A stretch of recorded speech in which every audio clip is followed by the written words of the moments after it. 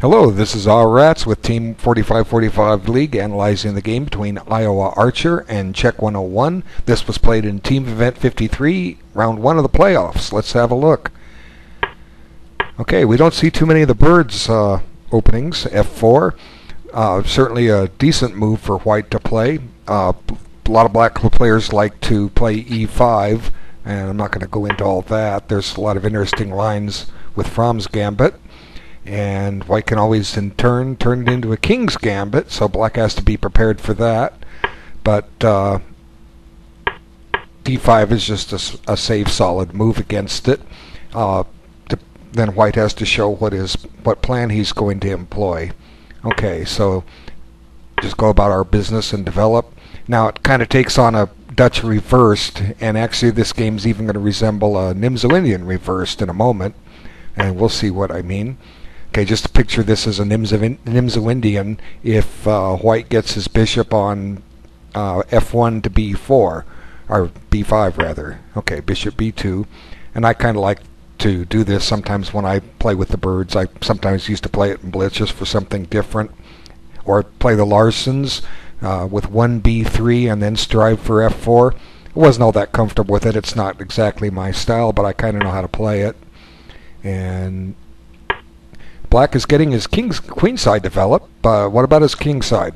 Usually people do develop their king side first because you want a king side castle early. Now I think a3 is just plain wrong. It's just premature. What's my rule on these things? We've seen people playing pawn to rook 3 moves, for those that understand English descriptive notation, or in this case pawn to queen rook 3. The idea is to keep a piece out of knight 5, or in this case b4, and in here white's trying to keep the knight on c6 out of b4. Well, let it go there.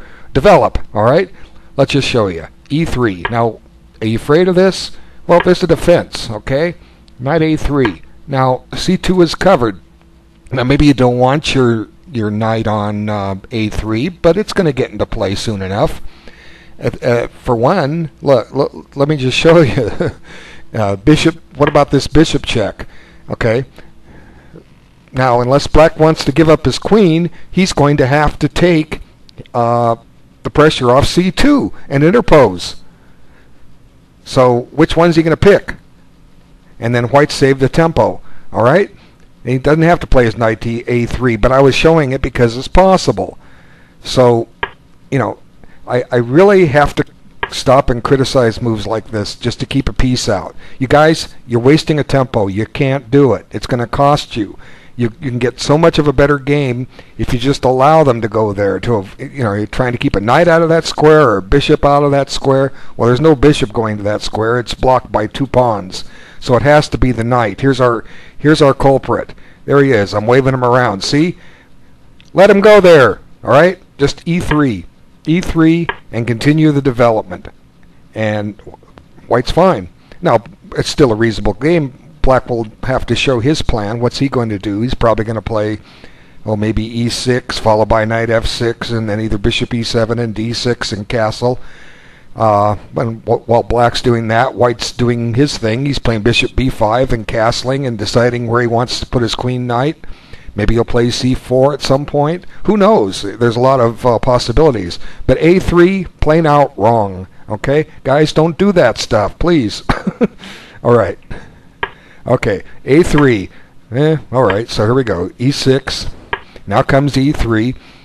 And now bishop b5. Now it's got the Nimzo-Indian reverse type position. But actually, black or white could have been castled in this position with the pawn still back on a2. So he's still down a tempo. Bishop d6. And now this was an unprovoked exchange. I'm kind of against those two. Okay, it costs another tempo. Why not get black to kick with a6? All right, let's just castle. Okay, just castle. Now if black plays a6, yeah, go ahead and take it. Then, like I say, now you've gained the tempo back that you've lost by playing pawn to a3. All right? So let's think about it. Why did... okay, I have to try to get inside the player's head here. Why did white play that? Well, he wants to play it, obviously. Let's get to the... okay, let's back up. Okay, we're in the right position. Well, the knight's not moving, it's pinned. So white doesn't have to take right at the moment. Okay? Now, let's suppose, as they say, white castles. Okay? That's my recommended move. Now, again, if a6, like I say, we just take it, and we've got our tempo back. Okay? And if black doesn't play a6, his most likely move is going to castle. Now the question is, how long do we keep the bishop on b5 before we trade it? If we could trade it now and transpose into the game, but we don't get our tempo. What if we do something else? And what do I mean by something else? You should know the answer to that if you've watched my videos. Develop a piece. Hey, knight c3. Boom. There it is. You don't have to play knight c3, but there's other moves. You could play, well, you can't play queen e1 here, but you could also play d3 if you want to bring the knight to d2. Okay, maybe you want to try to set up a position where white gets a knight on e5 and then follows up with a knight from d2 to f3. That's a reasonable plan. White's got control of e5. Let's just go about it and do it. Okay, so d3. Now if black obliges and plays a6, we've saved our tempo. There it is. Okay, and now we develop. Okay, and it's black's move. E3 is a little weak. It's premature for black to go after and attack it, but white's gained his tempo back. Okay, so don't waste time, guys. Let's move on. Okay, so bishop takes. Now this is fine, but it could have been even done last move. I didn't consider that. Let's just consider it here. What's wrong with doing it right here? What are we afraid of? Okay? What could we possibly be afraid of? I can't see anything. Okay? Afraid of taking? You can even take it with the bishop here if you want to keep the diagonal open, because that knight isn't going to do anything. And if black castles, you just bring the bishop back, and the idea here is you've kept the long diagonal open. Okay? And black has parted with his defender of the dark squares. So that's another reason for not taking on c6. And let's get to the main line. Okay, so takes, now knight e5. And finally white castles and black castles. Now white hasn't tried my plan of reinforcing e5 yet. Let's see if he does. He doesn't need to. The bishop can retake on e5, but who knows? Black might be playing knight d7 at some point and put the question to that knight and saying, I'm going to win a pawn here if you're not careful. So let's see what black does. He does do exactly that. And here I think this just shows the flaw with the white strategy. White's moved this knight several times and just goes and exchanges it. And generally speaking, you don't want to trade pieces when you start right out of the middle game, because when you trade pieces, your attacking chances are diminishing. Okay, and let's just go back and see if black could have forced that. I was talking about getting the knight into e5 earlier. Okay, let's play knight e5 right away. Now, what's black going to do? Well, he could play queen b6. That's something to consider. And then we can go ahead and take. But now we can go ahead with d3, forestall castling for just a moment. Now queen d7, knight here. I'm holding castling off as long as I possibly can. And voila, we've secured e5. And we don't, well, there's a trick here. F6 is going to force it off. But you can't always get everything you want. So now that does seem to force off the exchange. So maybe and now black's getting the two bishops. So maybe this knight e5 thing is just not right. It's something to analyze. But bishop takes c6 can't be right. Knight e5 could be, but castling, there's nothing wrong with a developing move before you move another piece.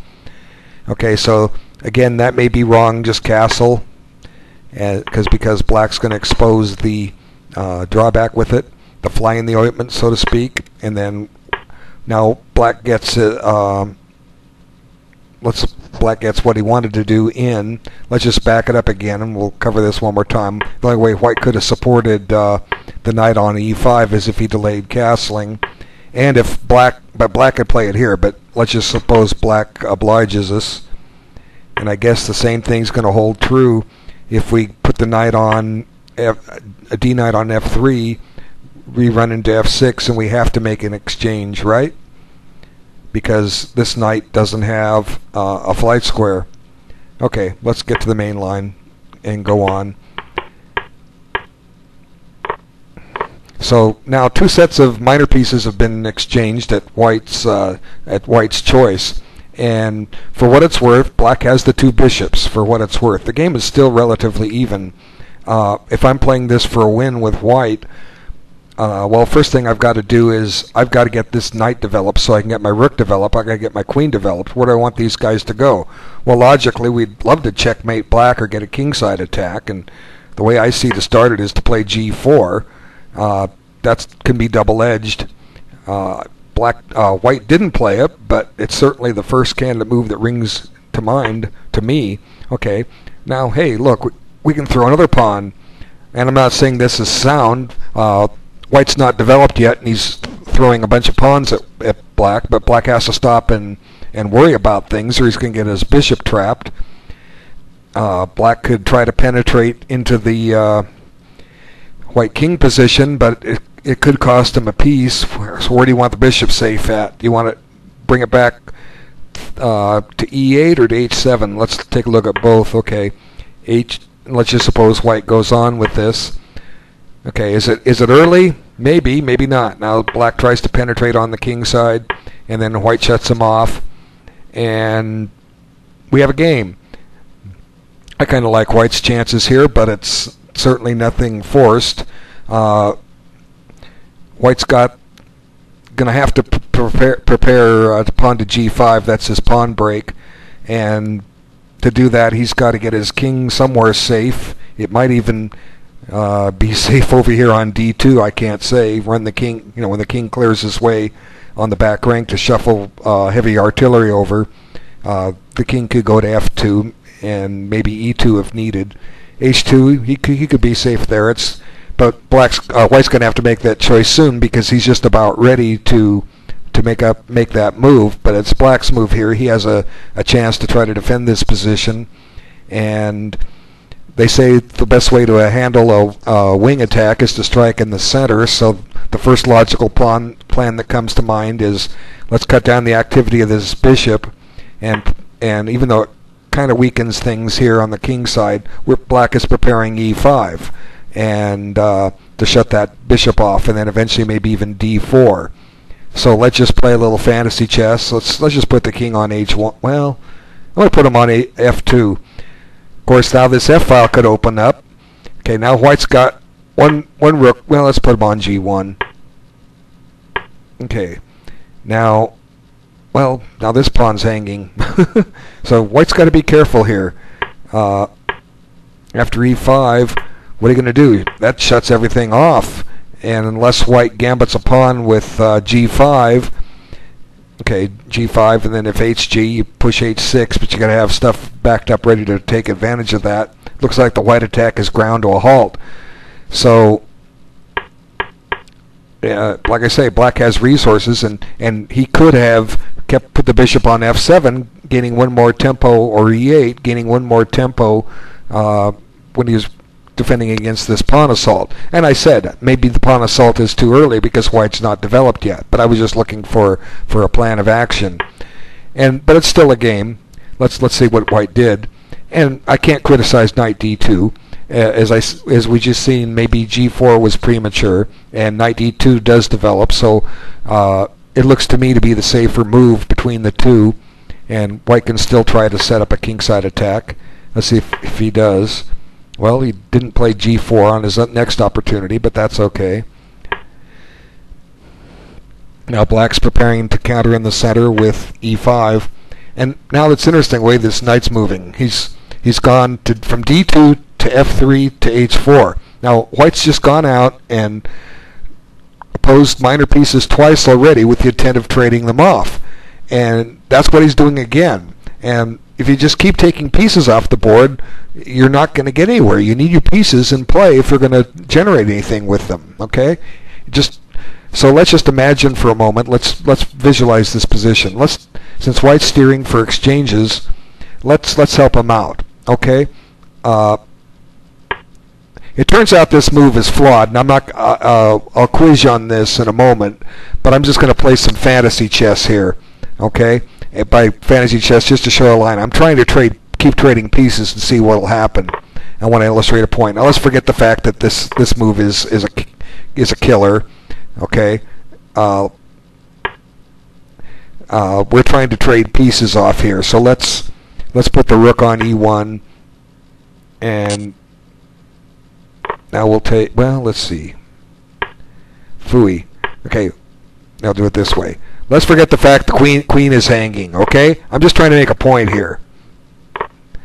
Now I've gotten rid of the minor pieces, which seems to be what white's strategy has been. Now who's better here? Black has double pawns. White has a backward pawn on the open file that looks like it's lost. But since we've been playing around a little bit, well, it's not lost. The rook can go here. But anyway, who's better here? The game looks pretty even to me. If you take the queens off the board, it's still even. If you take one set of rooks off the board, it's still even. If you take all the heavy artillery off, probably still even.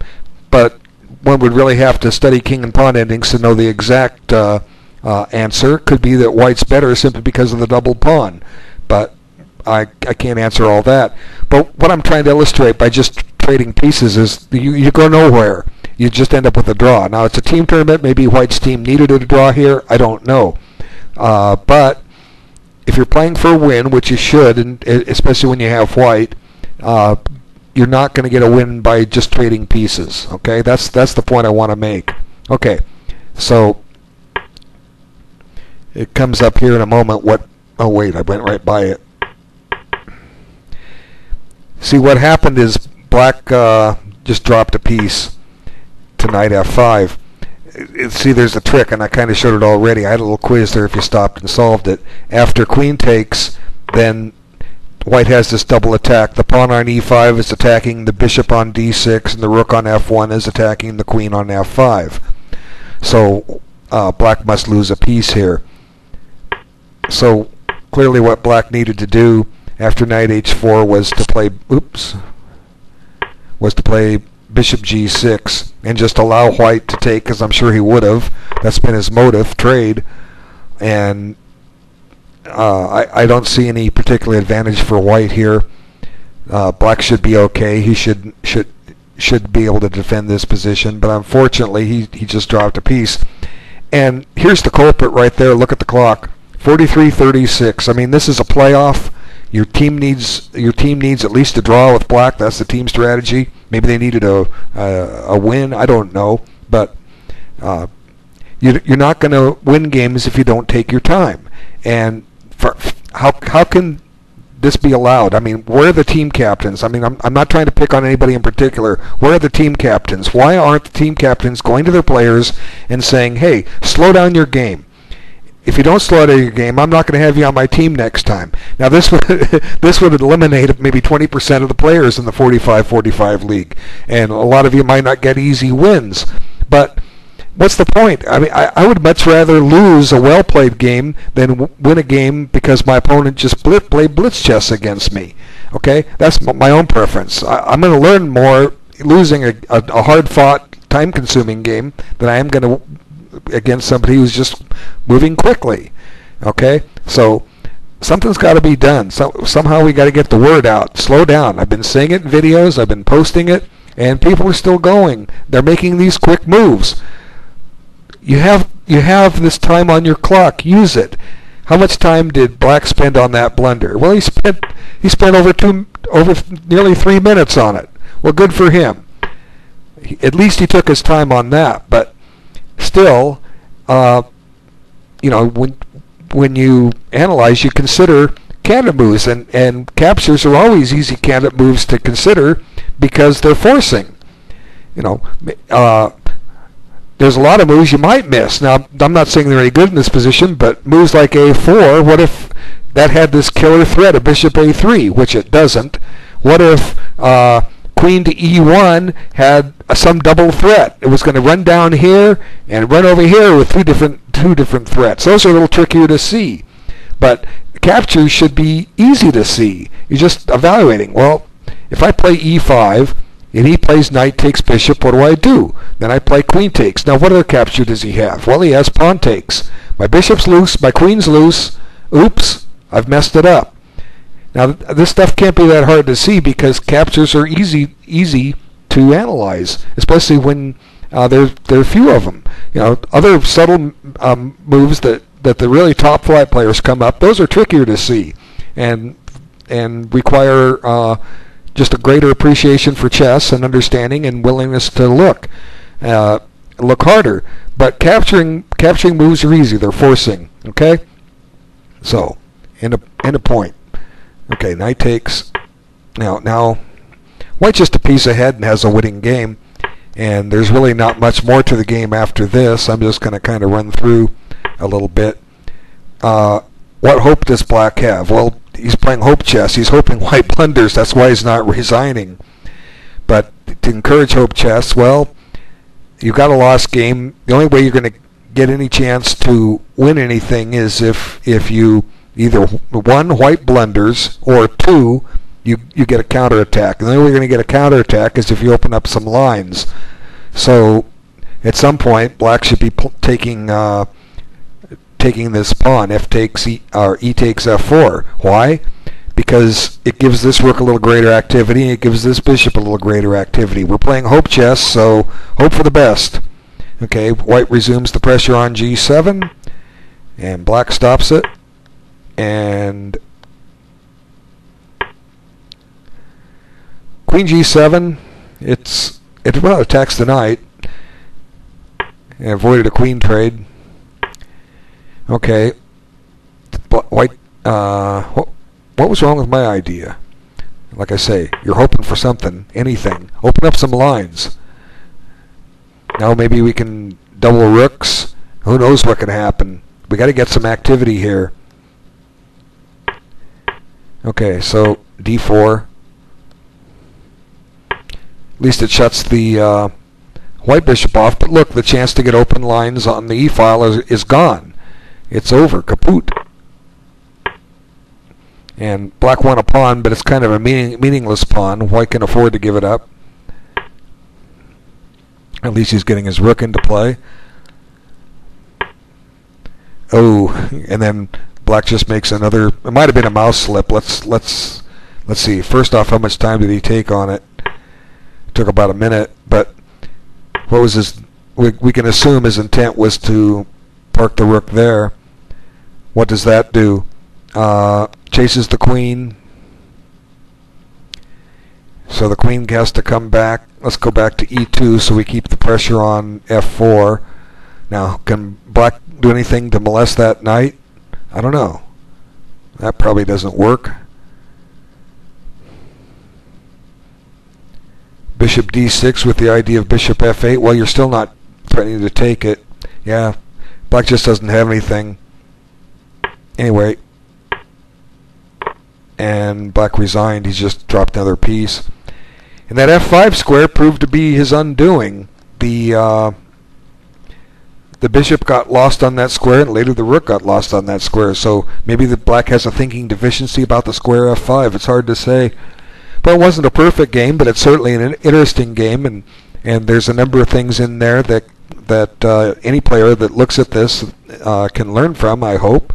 I want to thank you for taking the time to look at it, and I got a couple more videos to make, several more for this round, and I'll be back with them soon. Take care.